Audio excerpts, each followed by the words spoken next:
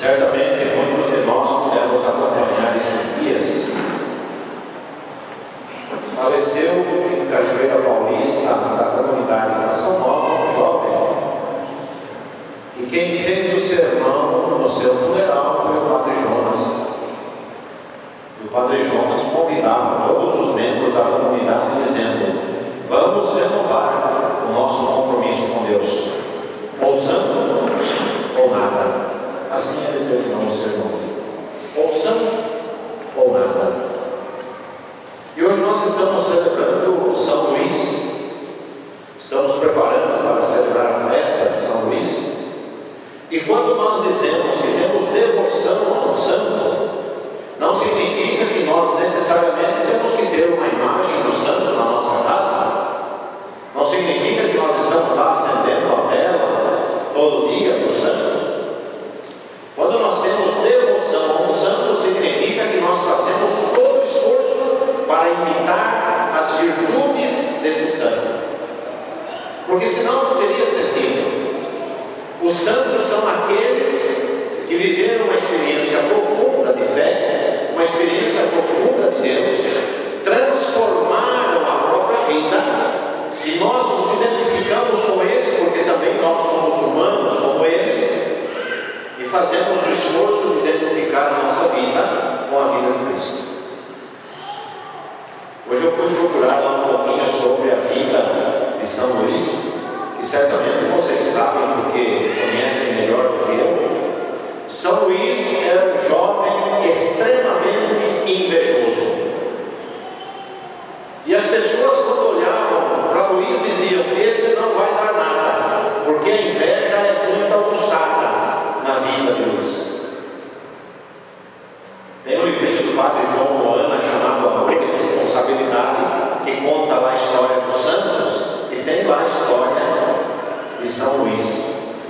São Luís era um jovem extremamente crítico, não podia ouvir nada que já ia criticar.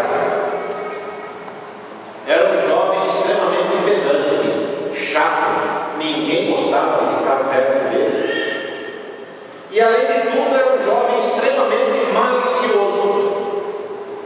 Dom Bosco, quando escolhe São Luís de Gonzaga para o seu oratório, escolhe porque encontra em São Luís um jovem extremamente puro. Fez uma transformação tão grande na sua vida, que de invejoso que era, se tornou uma pessoa totalmente desprendida.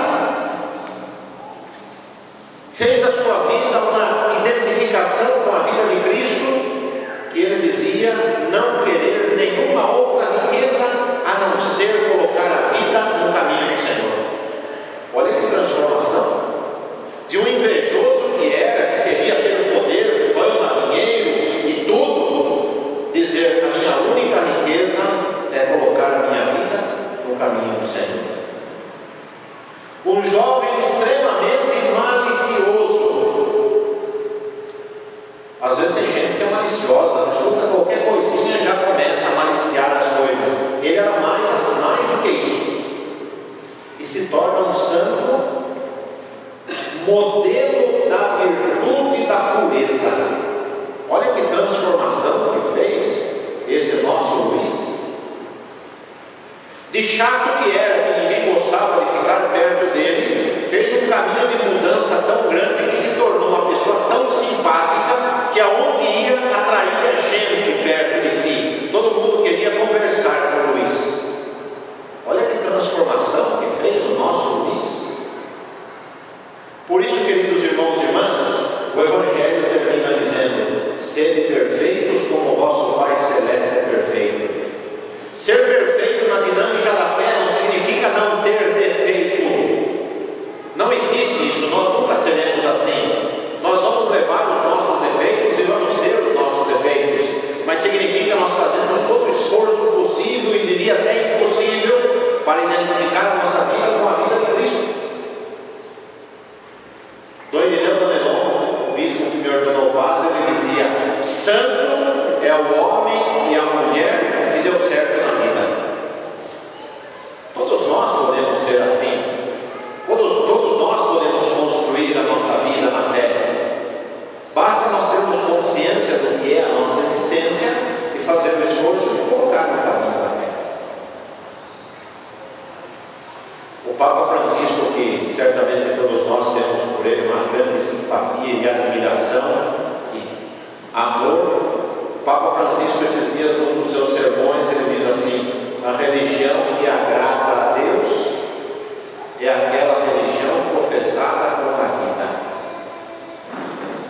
religião que agrada a Deus é a religião professada com a vida. Ou seja, se nós falamos do que nós acreditamos, tem que ser depois vivenciado lá onde nós estamos, em casa, com a família, no trabalho, com os amigos, na comunidade, na rua, no trânsito, em todos os lugares.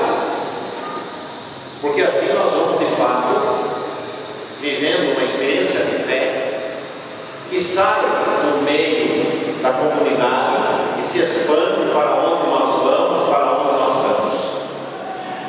No Brasil nós tivemos um grande pregador e literato chamado Padre Vieira.